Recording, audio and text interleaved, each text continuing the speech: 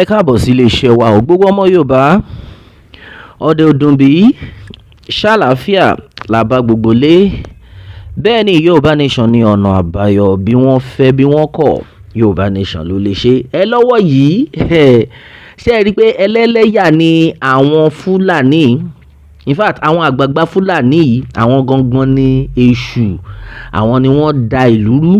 wọ́n tẹ̀ túnbọ̀ ń dàrú sí ṣùgbọ́n Elédùmarè jù wọ́n lọ àwọn yìí kan náà ni wọ́n ní pé àwọn ò fẹ́ kí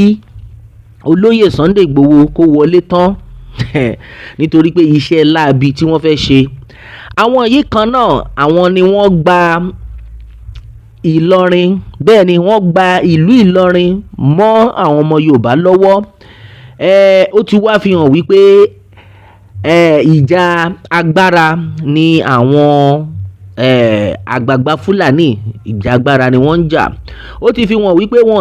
kò tiẹ̀ sí kan tó kàn wọ́n pẹ̀lú bóyá orílẹ̀-èdè dá o bóyá àwọn èèyàn ń gbádùn ara wọn bóyá à ń gbádùn ara wa o kò sí kan tó kàn wọ́n nǹkan tó kàn wọ́n ni wípé káwọn ṣáà ti wà ní orí ipò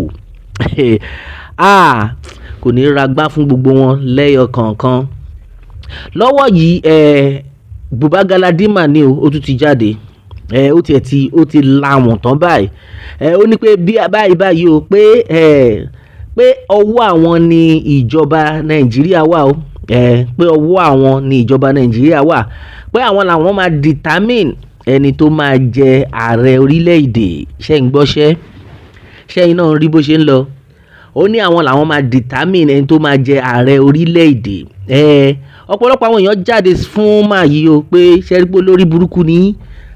ṣé nǹkan tí àwa tó yẹ kí ẹ máa sọ ń pa ẹni bí ìlú ṣe máa dáa kò ń ṣe pé ẹni ọmọ ìlú yín tó máa wà ń bẹ̀ kò ṣe ọ̀rọ̀ agbára ló yẹ kẹ́ máa jà fún báyìí ìlú òtòrò ẹwẹ́ ẹkọ́nọ́mì ìlú yẹn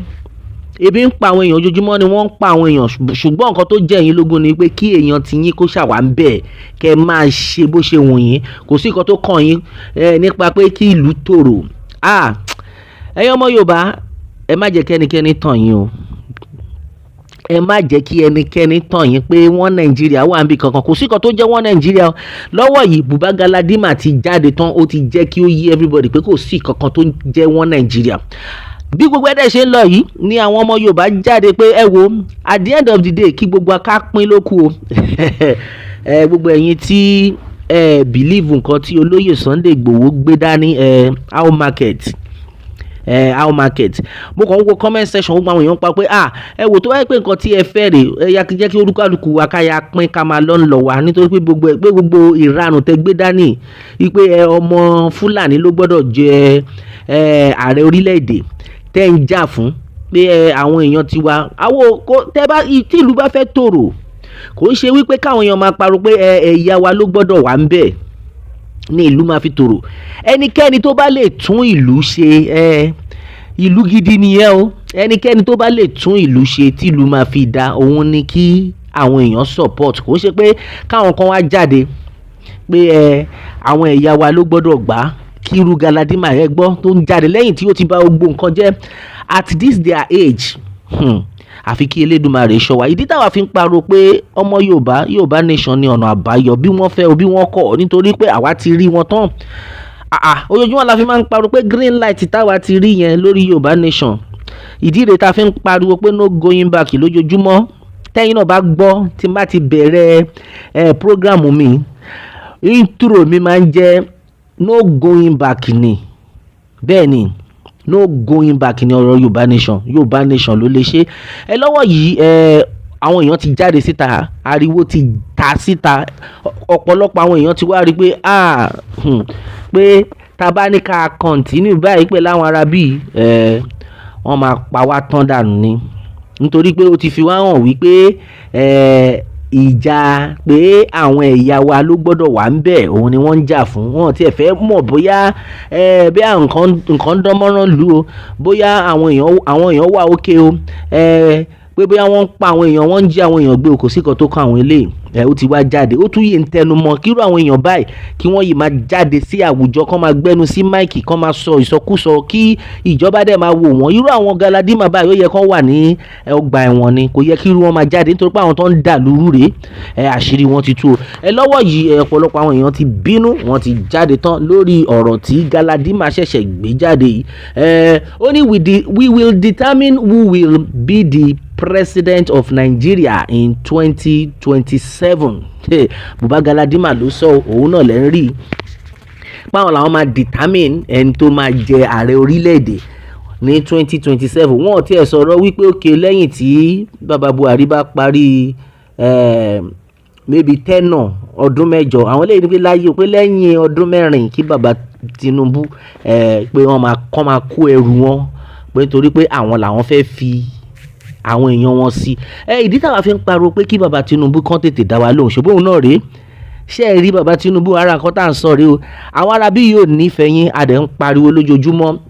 Ẹ jẹ́ kí olóyè Sunday Igboho kó gba ipò tó yẹ kó gbà, ẹni pé rọ́ àfi kí Elédùmarè ṣọ́ wa ni o. Yorùbá Nation ni ọ̀nà àbáyọ, bí wọ́n fẹ́ bí wọ́n kọ̀, Yorùbá Nation ló lè ṣe. Lọ́wọ́ yìí gẹ́gẹ́ bí lórí ọ̀rọ̀ tí Bùbá Galadima sọ, ó ní we are the people who will determine who will be the president of Nigeria in 2027, says Bùbá Galadima. Gẹ́gẹ́ bí wọ́n ti ṣe kọ́, wọ́n ní a prominent chieftain of the New Nigerian People's Party NNPP,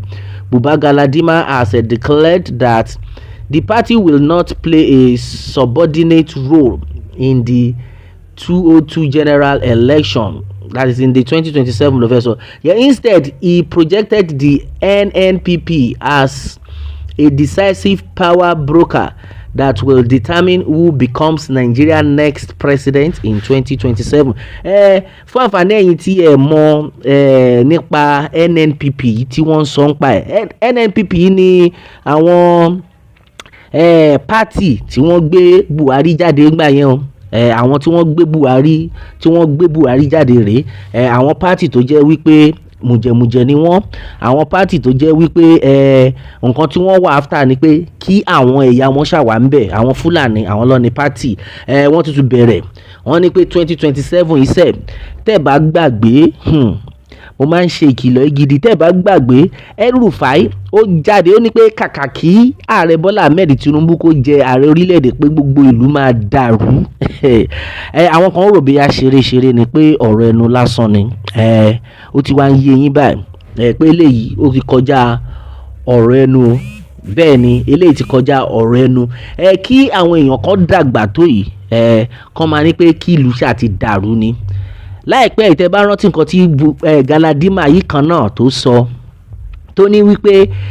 láyé ìgbà yẹn kíkà àwọn pégbà tí àwọn kan tó lè gba Ìlọrin mọ́ àwọn ọmọ Yorùbá lọ́wọ́, pé táìmù yẹn làwọn gbé Buhari dìde.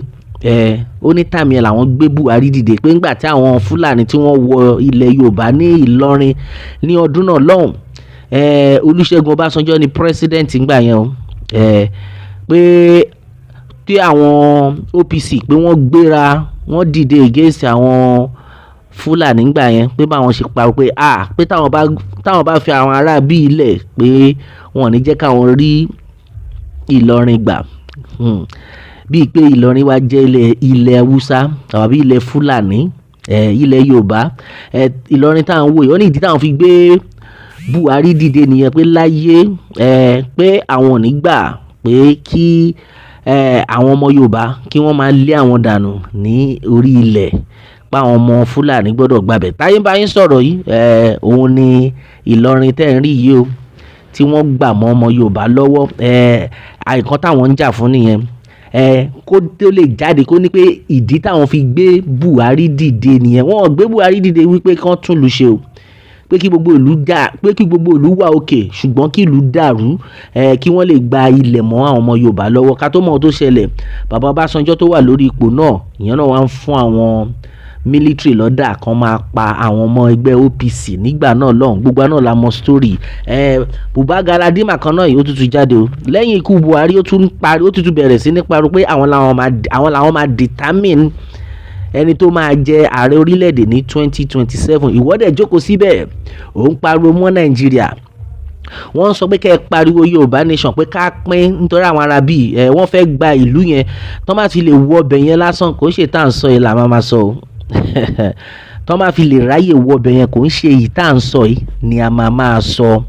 àfi kí Elédùmarè máa ṣọ́ wa ni. Lọ́wọ́ yìí ọ̀pọ̀lọpọ̀ àwọn èèyàn jáde fún Galadima lẹ́yìn tí ó sọ ọ̀rọ̀ yìí wípé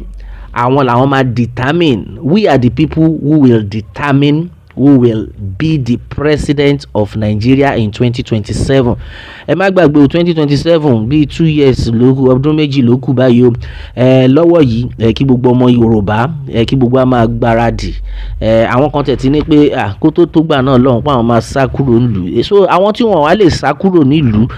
níbo ni kán wá sá sí o torí Ọlọ́run àfi kí Elédùmarè máa ṣàánú wa ni. Instead he projected the NNPP as a decisive power broker that will determine who becomes Nigeria's next president in 2027. Lọ́wọ́ yìí àwọn èèyàn jáde tán fún Galadima gẹ́gẹ́ bí Joseph Adetoye ọmọ Yorùbá ni ó ní Galadima, Nigeria needs stability of our economy and not power. That you focused power without economic stability is useless. Buhari ruled Nigeria without hope, and see where Nigeria found herself after Buhari. Tinubu started Nigeria again after our engine became knocked. Though it may be hard now, but there is hope that everything will be all right soonest. Ṣe ti rí bí gbogbo ẹ ṣe lọ nìyẹn. Nǹkan táwa ń pariwo fún ni wípé kí ìlú tòrò, kí ìlú dáa, kí àwọn ọmọ ìlú kí wọ́n gbádùn ara wọn. Ṣùgbọ́n àwọn ará bíi mùjẹ ni wọ́n, nǹkan táwọn wà after ni pé kí ọmọ Fulani ṣáà ti wà ń bẹ̀ so that wọ́n á lè achieve agenda wọn, àwọn Fulanization agenda. Òun náà là ń rí tí gbogbo wà nínú igbó yìí. Ṣé ti bèrè lọ́wọ́ ara yín pé kí ló ń wá nínú igbó? Wọ́n fẹ́ gba ilẹ̀ ọmọ Yorùbá ni ó ti happen na oríṣiríṣi àwọn èèyàn ni wọ́n ti rí bó ṣe ń lọ. Ṣùgbọ́n lọ́wọ́ yìí àwọn ò ní gbà. Ọmọ Yorùbá ẹ máa pariwo Yorùbá nation ní ọ̀nà àbáyọ. Ìdí tá fi ń sọ fún olóyè, tá fi ń sọ fún bàbá Tinubu rèé pé ẹ jẹ́ kí olóyè Sunday Igboho kó wọlé tán.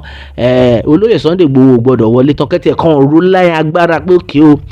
As far as Southwest is concerned, any Fulani tẹ́ bá gbámú kẹ́ lè pa ẹ máa rí yàtọ̀ àfi kọ́ lọ́n ṣàánú wa ni. Now Joseph Adetoye had made it clear, foolish talking. Anything is possible. Obi can rule Nigeria after Tinubu in 2031 and nothing will happen. The worst is to go on our separate ways. Ṣé ń gbọ́? Gbogbo ọmọ Yorùbá ti ń la òun sìn pé ẹ̀yin Fúlàní tẹ́ bá rò bóyá orí yín dàrú pé dandandan pé ẹ tún fẹ́ padà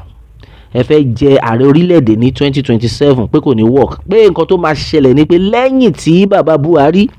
lẹ́yìn tí bàbá Tinubu, ọlọ́run má jà rí bàbá Buhari mọ́, lẹ́yìn tí bàbá Tinubu bá ti parí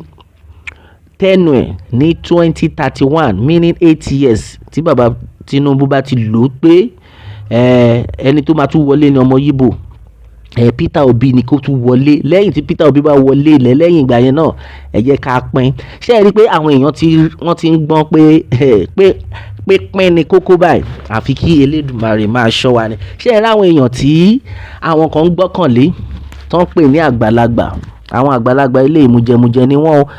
àfi kí Elédùmarè máa ṣọ́ wa. Ìdí táwa fi ń pa pé Yorùbá nation ní ọ̀nà àbáyọ rèé bí wọ́n fẹ́ o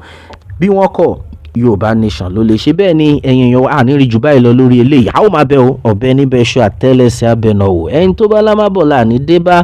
k'Elédùmarè kó bùkún fún orílẹ̀-èdè Yorùbá. Ó